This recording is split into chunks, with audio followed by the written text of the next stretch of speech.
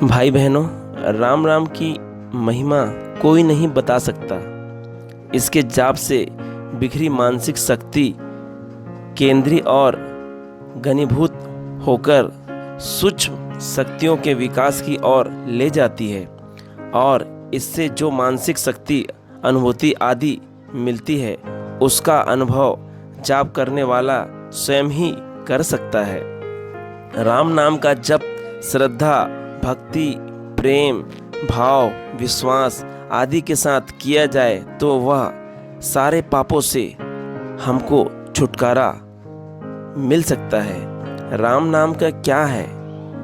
महान से महान संकट दूर हो सकते हैं, असाध्य रोग ठीक हो सकते हैं, असंभव भी संभव हो जाता है, दुर्भाग्य सौभाग्य में बदल जाता है, मृत्यु टल जाएगी, भगवान के दर्शन की प्राप्ति हो सकते हैं। इससे किसी भी प्रकार की कोई शंका नहीं है। बस जरूरत है राम नाम जप का भाव और विश्वास के साथ नाम जप करने की।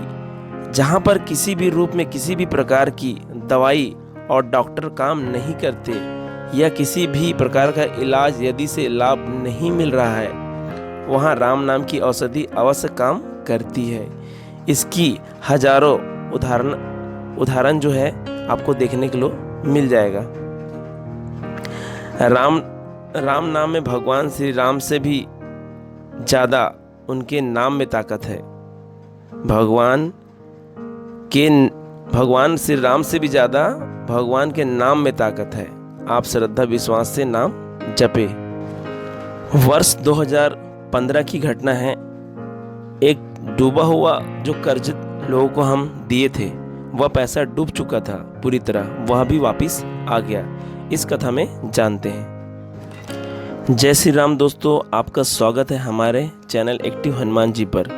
इस कथा को जानने के लिए वीडियो को आखिरी तक अवश्य देखिएगा। उससे पहले जिन लोगों ने active Hanuman ji YouTube channel को अभी तक सब्सक्राइब नहीं किया है, उनसे मेरा विनम्र निवेदन है कि चैनल को सब्सक्राइब करके बेल आइकन दबा दे, जिससे न्यू वीडियो के नोटिफिकेशन लगातार आपको समय समय पर मिलते रहे। चलिए बिना देरी किए राम जी का नाम लेकर कथा को शुरुआत करते हैं।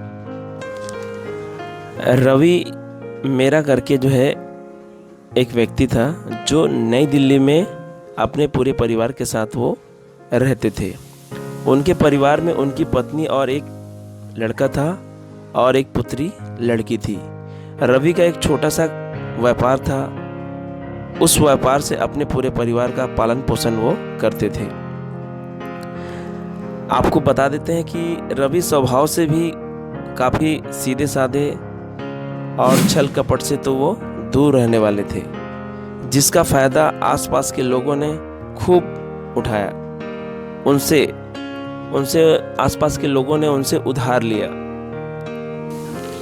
इसके चलते रवि जी ने आसपास के लोगों को या जिन को बहुत सारा उधार बांट दिया। किंतु जब वो मांगने जाते थे तो बोलते थे कि हम दे देंगे, कहाँ जाएंगे आपका पैसा लेके, दे देंगे। किसी ने उनका उधार नहीं लौटाया। उसी तरफ उनकी बेटी जो थी वो बड़ी हो गई, शादी के योग्य हो गई। अब रवि जी बहुत चिंतित होने लगे कि शादी कैसे होगी, मेरी बेटी की शादी कैसे होगी। घर में तो पैसा है ही नहीं है और जिनको मैंने उधार दिया है वह तो देने का नाम ही नहीं ले रहे हैं। रवि जी बहुत डिप्रेशन में चले गए और बहुत परेशान हो गए। तभी रवि जी की एक दोस्त थे जिनका नाम विजय थे। वह सरकारी नौकरी में जॉब करते थे। तो रवि जी ने जो है विजय को बताया कि अपनी पूरी घटना कि ऐसे ऐसी है, मेरी लड़की बड़ी हो गई है, मैंने बहुत सारा उधार दिया और मुझे नहीं मिल रहा है, मैं बहुत परेशान हूँ, मेरी बेटी का ब्याह कैसे होगा। और बीच में ही रवि जी जो है वो उनकी बेटी का एक रिश्ता आया। उसी बीच एक रिश्ता आया जो लड़का बहुत होनहार था और स्वभाव से भी बहुत अच्छा था, उनके माता पिता भी बहुत अच्छे थे और वो इंजीनियर की पढ़ाई कर रहा था, यह समझ लो कि इंजीनियर की नौकरी मिल चुकी थी। तो रवि जी अपने हाथ से ऐसे दामाद को खोना नहीं चाहते थे। लेकिन लड़कों वाले ने जो है, जब आपस में बात हुआ रवि जी और लड़के वालों का, तो लड़के वाले बोल दिए थे कि हम शादी जो है 1 साल बाद करेंगे। अंदर ही अंदर मन में बहुत खुशी हुई रवि जी को, चलो 1 साल के लिए कहीं ना कहीं से पैसे का इंतजाम हो ही जाएगा करके। अब वो जो है वहाँ से आ गए और जो बात जो है फिर रवि जी ने अपने विजय दोस्त के साथ फिर बात की, यार ऐसी सी बातें हैं, अब रिश्ता हो गया है, सब कुछ हो गया है, पैसे की व्यवस्था कैसे होगी। तो रवि जी के मन में ख्याल आया कि मेरे गुरुदेव जो है अयोध्या में रहते हैं, क्यों ना उनके पास हम जाकर उनसे कुछ सलाह लेते हैं, कुछ उनसे जानकारी लेते हैं। हमारे जो गुरु है कुछ ना कुछ हमें सलाह जरूर देंगे। तो रवि जी और विजय जी दोनों जो है वह अयोध्या आ गए। आने के बाद गुरु जी के पास गए और गुरु जी को उन्होंने साष्टांग दंडवत प्रणाम किया और विजय जी ने बताया कि मेरा एक दोस्त है, उसको ऐसी ऐसी परेशानी है। फिर रवि जी ने पूरी अपनी कहानी बताई और फिर उसके बाद जो है जो विजय के जो गुरु जी थे, उन्होंने पूरी बात समझने के बाद रवि जी को राम नाम के बारे में बताया, बेटा परेशान मत होना, सारी समस्या दूर हो जाएगी, मैं जो बता रहा हूँ वह बस कर लो, कुछ करने की ज़रूरत नहीं पड़ेगी, पूरे भाव और निष्ठा के साथ राम नाम को जपना है, सोते जागते उठते बैठते बस ये नाम को पकड़ लो, बस सब काम हो जाएगा। फिर उसके बाद जो है रवि जी और विजय जी दोनों जो है अपने अपने घर वापस आ गए और गुरु जी की बातों का रवि जी को पूरा विश्वास था कि गुरु जी ने जो मुझे नाम बताया है, वो जो बता रहे थे बहुत शक्तिशाली, बहुत पावरफुल है और सारे कष्टों से मुक्ति मिल सकती है। तो मैं इसका आज से ही नाम जप करना चालू करता हूँ। तो रवि जी जो है नाम जपना चालू कर दिए उसी दिन से। तो नाम जपते 1 महीने के बाद जो है उनका जो भी डूबा हुआ पैसा है वो धीरे धीरे वापस आने लगे। अब वो धीरे धीरे वापस आने लगे और पता चलता है कि 6 महीने में उनका जितना कर्जा जो इधर उधर डूबा हुआ था वो सब 6 महीने में आ गया। यह सब हुआ सिर्फ संभव जो भी हुआ है राम नाम के प्रताप से। फिर उन्होंने 6 महीने के बाद, अब उसी समय बेटी की शादी का भी समय आ चुका था। ऐसे करते करते उन्होंने फिर बेटी का शादी बड़ी धूमधाम से किए और रवि जी के घर में जो कलेश था, रोग पीड़ा समस्या, धीरे धीरे वह भी सब खत्म होने लगी और रवि जी के जितने भी कार्य थे सब रुके हुए वो धीरे धीरे सब संवरने लग गए। और कुछ दिन बाद फिर रवि जी ने अपने पुत्र का भी विवाह कर दिया। पुत्र का विवाह में भी कोई अड़चन कोई दिक्कत नहीं आई। इसी तरह राम नाम का जप करते करते उनकी पुत्र की भी शादी हो गई, पुत्र को भी अच्छा वधू मिली और वह उनका शादी कर दी। लेकिन रवि जी राम नाम छोड़े नहीं, क्योंकि राम नाम से ही सब कुछ होने लग चुका था।